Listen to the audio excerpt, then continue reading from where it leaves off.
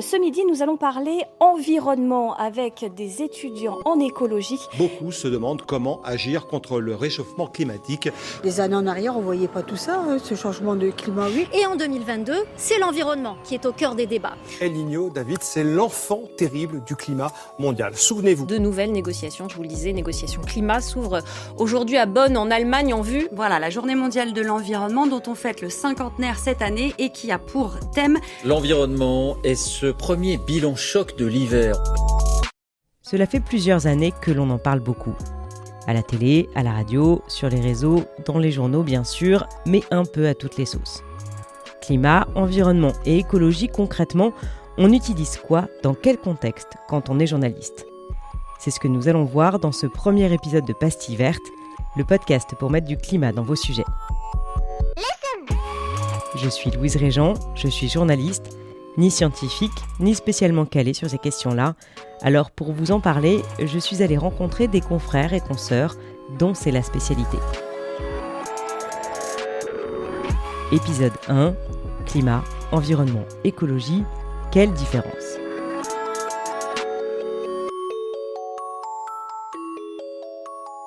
Pour mieux comprendre de quoi on parle quand on parle de climat, je suis allée voir Agnès Vernet. Pour essayer de comprendre un peu qu'est-ce que le climat déjà, il faut l'opposer à la météo. Journaliste pigiste, spécialiste du vivant et présidente de l'association des journalistes scientifiques de la presse d'information.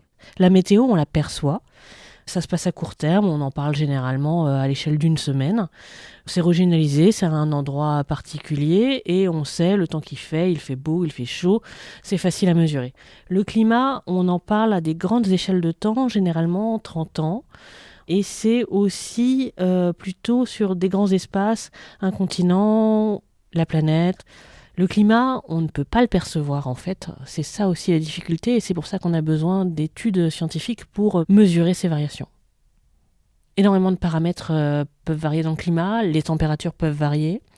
L'hydrologie, c'est-à-dire finalement combien d'eau tombe du ciel, la pluie. Mais également la sécheresse, la force des vents, ça donne une idée comment les forces qui régissent ces facteurs physiques qui sont à l'intérieur de la Terre évoluent. Aujourd'hui, le climat, on en parle beaucoup pour documenter les changements climatiques et comment l'activité humaine modifie ces grands phénomènes physiques à l'intérieur du globe.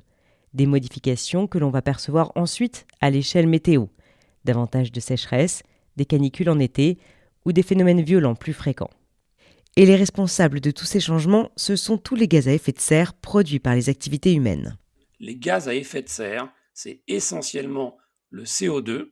Le CO2 qui est pour l'essentiel issu de la combustion du gaz naturel, du charbon et du pétrole.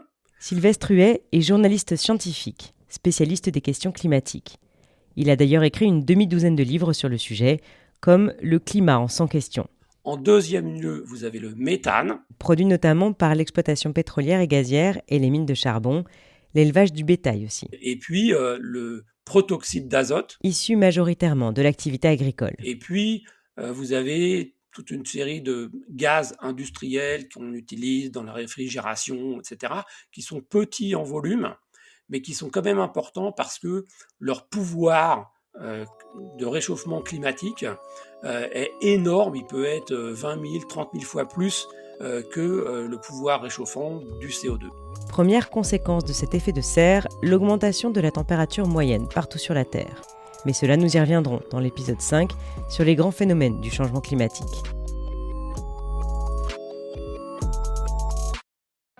Alors l'environnement, c'est un mot compliqué en sciences parce qu'il est polysémique, il a plusieurs sens selon qui l'utilise.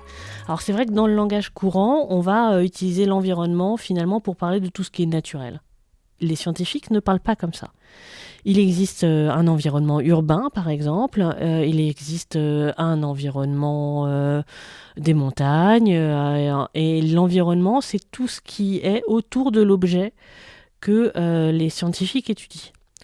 Par exemple, un médecin va considérer que l'environnement, c'est l'ensemble des facteurs auxquels le corps va être exposé. L'activité physique que vous faites, que c'est ce que vous mangez, les produits chimiques également auxquels vous êtes exposé, le vent, la sécheresse, tout ça, c'est l'environnement du point de vue du médecin. Selon l'endroit où on est, le mot environnement n'a pas le même sens.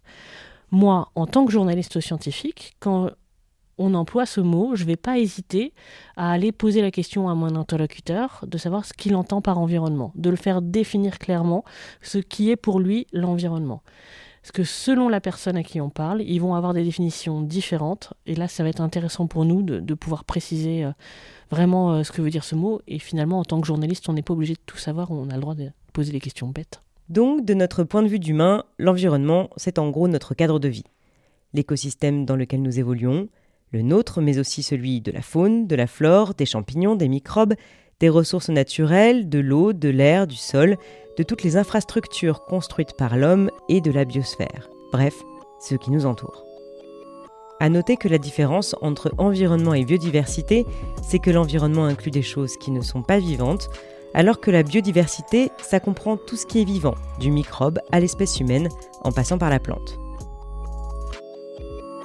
Dernier terme à définir, l'écologie. L'écologie, là, il y a plusieurs sens. Il y a la science écologie et il y a le mouvement politique écologie. La science et écologie, elle est faite par des écologues. C'est la science qui étudie l'interaction des êtres vivants avec leur environnement. Le mouvement politique, lui, il est fait par des écologistes. C'est finalement le mouvement politique qui va porter des mesures en faveur de la protection de l'environnement, des systèmes naturels, du climat, de la biodiversité. Et justement, c'est une des complexités du sujet, les actions. Ce que l'humain va mettre en place pour régler les différentes crises climatiques, écologiques, énergétiques. Des actions qui peuvent être favorables à la résolution d'une crise peuvent être les mêmes actions défavorables à la résolution d'une autre crise. Par exemple, si vous faites des politiques agricoles plus durables, le bio, etc., ça peut entraîner une diminution des récoltes à certains endroits.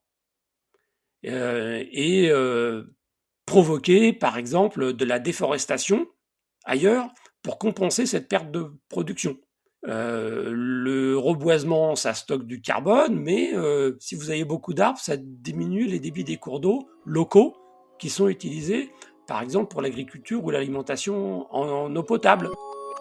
C'est très important de faire l'analyse précise des conséquences sur les autres crises des actions que vous conduisez pour résoudre une de ces crises.